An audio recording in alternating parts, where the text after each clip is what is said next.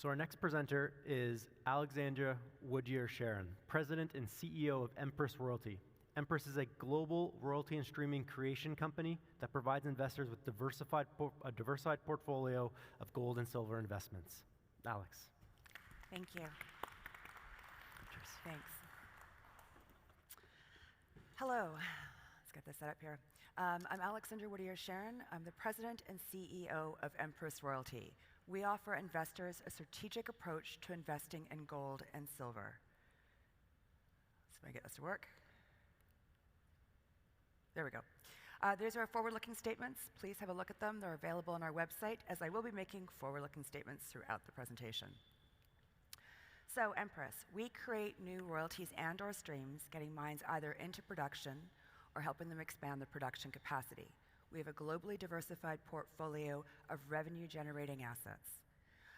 We're forecasting about $60 million of revenue on our current portfolio over the next 5 years, and we have a robust pipeline of opportunities to bring further growth into the portfolio. Management and board have over 250 years of experience, completed over $8 billion in mining finance transactions. We also have a strategic partnership with Endeavour Financial, and David Rhodes has been here on a couple of other panels, who's the managing director, which provide us with exclusive access to deal flow. So for those, we've obviously had a lot of conversations about royalties and streams, but it's taking a step back. Our royalties are where we invest in a company and we receive a percentage of revenue from that production. A stream is where we invest in the company and we're able to buy gold or silver at a deeply discounted price. We typically pay 20% a spot. The chart there, you can see how royalty companies outperform gold over the last 10 years. And the benefit for shareholders, you're getting direct exposure to gold and silver. It's a hedge against inflationary costs. We have high returns and low G&A, and we're able to have a globally diversified portfolio of assets. So different types of investment strategies, the exploration generation, early stage, and expensive to acquire. No guarantee it will turn into a mine, and there's a long lead time to that revenue generation. Then there's the third-party acquisitions. It's pretty simple, it already exists, but there's no ability to negotiate the terms. It's become crowded, typically paying a premium and having historically low returns. At Empress, we're on the creation side. We work with the companies, and we're able to directly invest into them and have that direct relationship. We're able to do extensive due diligence.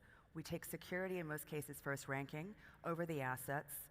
We have direct reporting on a monthly basis. I'm not waiting for the financials to come out for 3 months. We get that direct reporting, bi-weekly calls, and we're also able to have an impact on the project and help them move it forward. The team, we've got a strong team with a proven track record of success.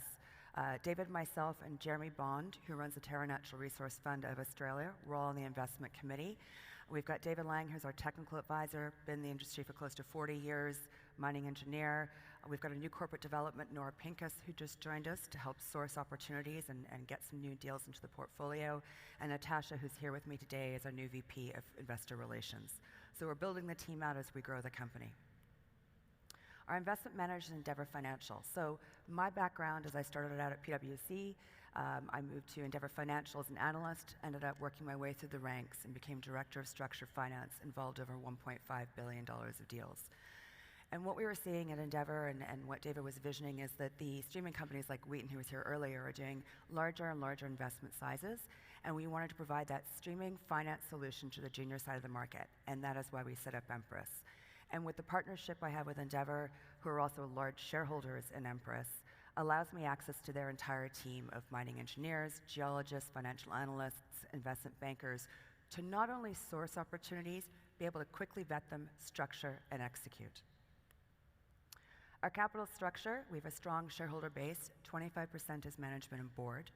35%, we have some amazing strategic investors, Rick Rule, Stefan Gleason from the Metals Exchange, Money Metals Exchange. We have Sprott Asset Management, Maria, who's here today, Frank Holmes from US Global, just to mention a few. We have 118 million shares outstanding. We currently, as of December 31st, and this needs to be updated, just over $1 million US in cash. And we also have a debt facility with Nabari, and we structured this as a $28.5 million accordion facility, which means we can draw down the portions we want without a standby facility. We've drawn down $3.5 to pay our existing debt, and we drew down $5 for a new investment, which I'll talk about in a moment. So we have $20 million available to us to deploy into these opportunities we're seeing in the pipeline and really bring some more diversification into the portfolio. Market cap right now is about $30 million US. So how we invest. We look at development and production stage assets, mostly focused on production assets looking to expand at the moment so we can bring that immediate revenue into Empress. And we truly are a precious metals royalty company. We are only looking at gold and silver. We invest globally, as I was also mentioning earlier, Peru, Mexico, Mozambique, South Africa. We will continue to invest in South America, Africa. We're looking at some opportunities in Asia, really leveraging off our experience, our expertise in those jurisdictions. We're mandated from an investment size up to 25 million. The sweet spot for us in growth right now, or where we're at with the company, is about $5 to $10 million. And all of our investments have a strong ESG focus. So our portfolio, we have 4 key revenue-generating investments. We have a gold stream in Peru, which is called Sierra Antipite. We have a silver stream in Mexico, Talahueto, a gold royalty in Mozambique, Manica, and Galaxy, which we just invested that $5 million to in South Africa.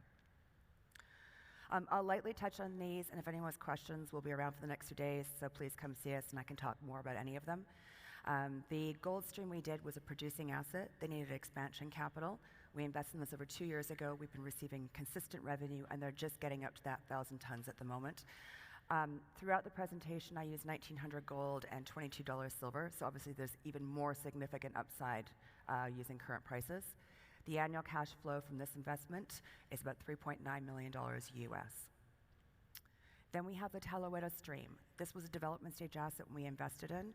It's a public company called Luca Mining in Durango, Mexico, where the project's located. We invested $5 million. They're just now starting to get to commercial production. So this one was 100% of their silver, up to 1.25 million ounces, and it drops down to 20% for 10 years. The annual cash flow, again using $22 silver, is about $4.7 million US. We have the Manica Gold Royalty in Mozambique. We invested $3 million into this one. They were development stage. They've now just gotten into production about a year ago. Consistent revenue coming in over $1 million a year from this investment. There's a 3-year mine life plan on this, but this is expected to go longer as there's additional satellite deposits nearby. Then we just invested in the Galaxy mine. We structured this as a gold stream. It's owned by another public company called Golconda. This was one where there was a beautifully built plant. They needed additional capital, $5 million, to buy some additional underground equipment and get into some new faces. We provided that back in March, and they're just starting to get that equipment working on the site at the moment. Annual cash flow, when they're ramped up, is about $1.7 million US. So those are the ones that are existing in our portfolio. We have an exciting pipeline of opportunities. We're in data rooms on several of these at the moment, a couple term sheets out. We've got about $50 million of potential investments we're looking. Again, our focus is on late stage of development projects. We really want to increase that revenue coming into Empress. We are leveraged to commodity prices. The revenue growth with a conservative price look is in the blue. You can see the potential of losing higher metal prices of how much potential we have for increased revenue. Positive outlook for gold, massive upside forecasted over the next 5 years. Again, why we are just a pure precious metals royalty company. Upside potential, we're trading at a significant discount on all key metrics. If you look at the price to net asset value, we're trading at a 50% discount.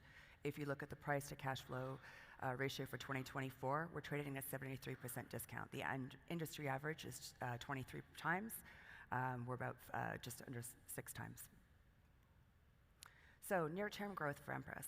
We have Sierra and Golconda ramping up production. We have Talahueto just getting into production now.